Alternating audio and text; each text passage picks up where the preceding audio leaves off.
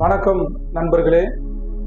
இன்னைக்கு நம்ம TN media ID சேனல்ல என்ன வீடியோ பார்க்க போறோம் அப்படின்னு பாத்தீங்கன்னா, சுற்றுலாத்தலம்னாலே ரொம்ப ரொம்ப எல்லாத்துக்கும் ஒரு குதூகலம் வந்துடும். என்னதான் நம்மளுக்கு ஒர்க் ப்ரெஷர் ஸ்டூடெண்ட்ஸ்னா அந்த போய் ஸ்டடீஸ்ல எல்லாம் ஒரு வருஷம் ஃபுல்லா ஆஞ்சி ஓஞ்சி தேய்ச்சி இந்த மாதிரிலாம் நம்ம முடிச்சுட்டு இந்த ஏப்ரல் மாதம் மே மாதம் வந்தால் எங்கேயாவது சுற்றலாம், எந்த ஊருக்கு சுற்றலாம் அப்படிங்கிற ஒரு ஆசை வரும். ரெண்டாவது பார்த்தோன்னா ஜாலியாக ஒரு ட்ரிப்புக்கு போகணும்.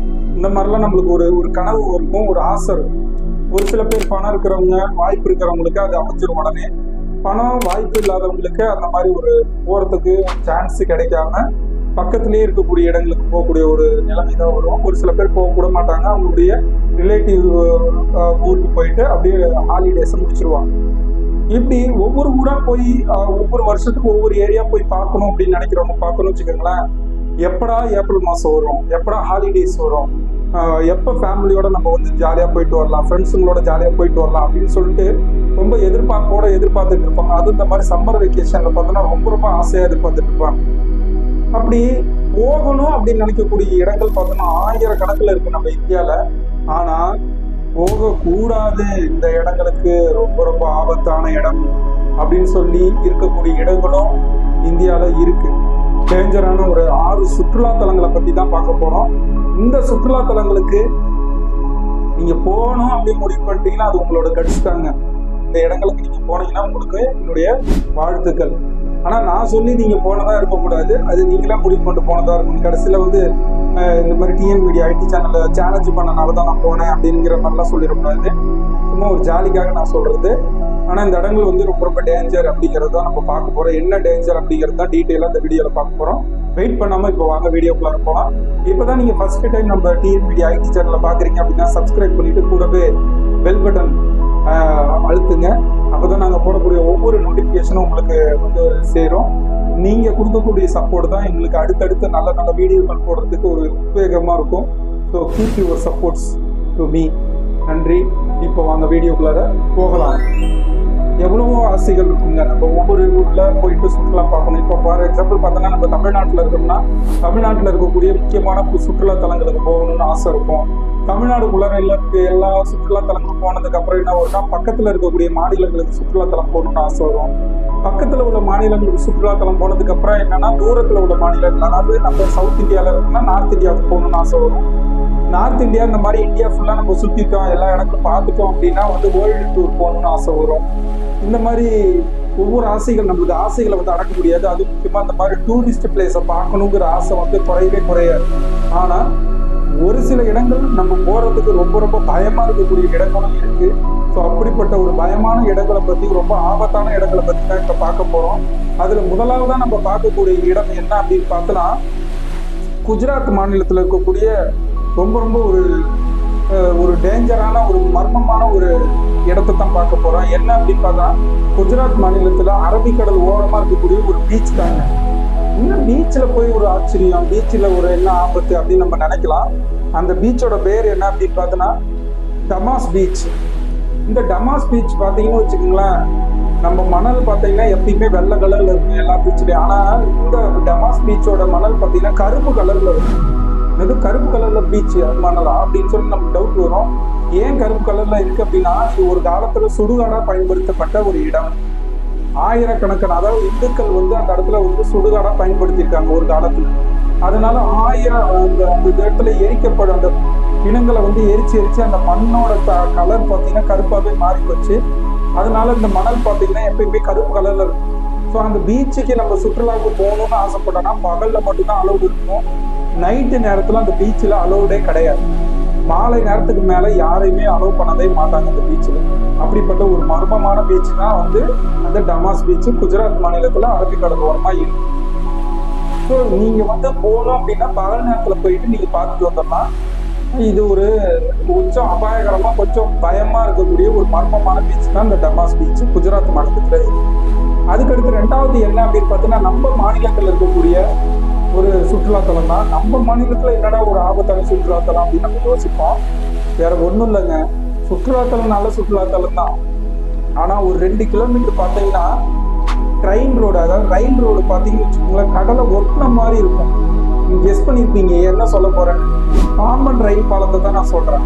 இந்த பாம்பன் ரயில் பாலம்ங்கிறது ரொம்ப ரொம்ப ரொம்ப ரொம்ப போறதுக்கு வந்து ரொம்ப கலர்ஃபுல்லா, பார்க்கறதுக்கு அவ்வளோ ரம்மியமா இருக்கும். இப்படி பார்த்தோன்னா இந்த சைடு தண்ணி, இந்த சைடு தண்ணி, நடுவுல போற மாதிரி இருக்கும். அப்படி ஒரு அழகா பார்க்கறதுக்கு. ஆனா இதுல இருக்கக்கூடிய ஆபத்து அப்படிங்கிறது ரொம்ப ரொம்ப ரொம்ப டேஞ்சரான ஒரு விஷயம். என்ன அப்படின்னு பார்த்தோன்னா, சைட்ல பார்த்தோன்னா தடுப்புகள் எதுவுமே கிடையாது. இந்த பாலத்துல பார்த்தீங்கன்னா தடுப்புகள் எல்லாம் ஓப்பனா இருக்கும். ரெண்டாவது பார்த்தீங்கன்னா கடல் மட்டத்துல இருக்கு. ரொம்ப ஹைட்டாலாம் இருக்காது இந்த பாலம், கொஞ்சம் ஹைட்டு தான் இருக்கும். அதனால வந்து பார்த்தோன்னா எல்லாமும் அப்படியே ரோட்டுக்கு கீழேயே தண்ணி போற மாதிரி ஒரு ஃபீல் வரும். அதுவே நம்மளுக்கு ஒரு பயத்தை ஏற்படுத்தும். கிட்டத்தட்ட 2.063 கிலோமீட்டர் லென்த் இருக்கக்கூடிய இந்த ஒரு கடல் பாலம் இது. இதுல நடுவில் அந்த கப்பல் போறதுக்கான இடம் மட்டும் பார்த்தோன்னா அப்பப்போ கப்பல் வர நேரங்கள் மட்டும் தூக்கி நிறுத்தப்படும். அப்புறம் மறுபடியும் நார்மலா ரயில் பாதையா இருக்கும். இவங்க வந்து பார்த்தோன்னா இது யார் கட்டப்பட்டது அப்படின்னா நம்மளுக்கு நல்லாவே தெரியும். ஆங்கிலேயர்கள் கட்டப்பட்ட ஒரு பாலம் இது. இந்த பாலம் தினந்தோறும் என்ன பண்ணுவாங்கன்னா சரி பண்ணிக்கிட்டே இருப்பாங்க. ஸோ அப்படி ஒவ்வொரு நாளும் வந்து அந்த ரயில் பாதையை வந்து சரி பண்ணதுக்கு அப்புறம் தான் அந்த ரயில் வந்து அந்த பாதையை வந்து கடக்க முடியும். ஸோ அப்படிப்பட்ட ஒரு டேஞ்சரான ஒரு ரயில் பாதை தான் அந்த பாம்பன் ரயில் பாதை. நீங்க இது வரைக்கும் போகல அப்படின்னா என்னைக்காவது ஒரு நாள் நீங்க என்ன பண்ணுங்கன்னா ராமேஸ்வரத்துக்கு நீங்க ட்ரிப்பு வந்து நீங்க ட்ரெயினில் வந்து புக் பண்ணி போய் பாருங்க. ஒரு எக்ஸ்பீரியன்ஸ், டிஃப்ரெண்டான எக்ஸ்பீரியன்ஸ் இருக்கும். அதான் அழகா இருந்தாலும் அழகு ஆபத்து நிறைந்தது அப்படிங்கிறதுல இது ஒரு உதாரணம். அடுத்தது மூணாவது நம்ம என்ன பார்க்க போறோம் அப்படின்னு பார்த்தோம்னா சிஜு அப்படிங்கிற ஒரு குகை தாங்க. இது எந்த மாநிலத்துல இருக்கு அப்படின்னு பார்த்தோம்னா இந்தியால மேகாலயா மாநிலத்துல இருக்கு. சிஜு அப்படிங்கிற குகை பார்த்தோன்னு வச்சுக்கோங்களேன், கிட்டத்தட்ட அந்த குகை நம்மளுடைய தரையில இருந்து கீழே பூமிக்கு அடியில 4 கிலோமீட்டர் லென்த் வரைக்கும் போவாங்க. 4 கிலோமீட்டர். 4 கிலோமீட்டர்னா பாத்துங்க எவ்வளவு தூரம் பாத்துங்க. அவ்வளவு தூரம் பூமிக்கு அடியில போகுது அந்த குகை. அந்த குகையில இது வரைக்கும் மனுஷங்க போகாத இடம் பல இடங்கள் இருக்கு.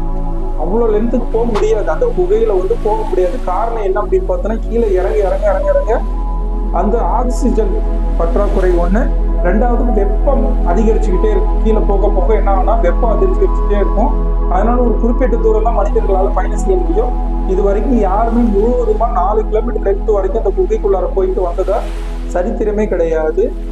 அடுத்தது 4வது இடத்துல என்ன இருக்கு அப்படின்னு பார்த்தோன்னா இது ராஜஸ்தான் மாநிலத்துல இருக்கக்கூடிய ஒரு முக்கியமான ஒரு இடங்க. இது நம்ம அடிக்கடி படங்கள் எல்லாம் பார்த்துருப்போம். இது என்னன்னா குல்தாரா அப்படிங்கிற ஒரு இடத்துல இருக்கக்கூடிய ஒரு விஷயம் தாங்க. என்ன அந்த விஷயம் அப்படின்னு பார்த்தோன்னு வச்சுக்கோங்களேன், இது பார்க்கறதுக்கு இடிஞ்சு போன செவுரால, நம்ம ஏன் தீரன் அதிகாரம் ஒன்றுல பார்த்தீங்கன்னாவே தெரியும், இடிஞ்சு போன சுவர் மாதிரி இருக்கும் பார்த்தீங்களா, அதுதான் குல்தாரான்னு சொல்லுவாங்க. இடிஞ்சு போன இடமா இருக்கும். ஃபுல்லா பார்த்தோன்னா வீடுகள், அந்த ஊரே பார்த்தோன்னா இடிச்சு போனதாவே இருக்கும். காரணம் என்னன்னா அது ஒரு காலத்துல பார்த்தோன்னா மிகப்பெரிய நகரமா இருக்குது. ஊர் கிராமம் கிடையாதுங்க, அது நகரமா இருக்கு. அப்படிப்பட்ட நகரத்துல இருக்கக்கூடிய மக்கள் திடீர்னு என்ன ஆச்சுன்னு தெரியல, ஒரே நைட்ல ஒட்டுமொத்த நகரத்துல இருக்கக்கூடிய மக்களும் அங்க இருந்து காலி பண்ணிட்டு போயிட்டாங்க.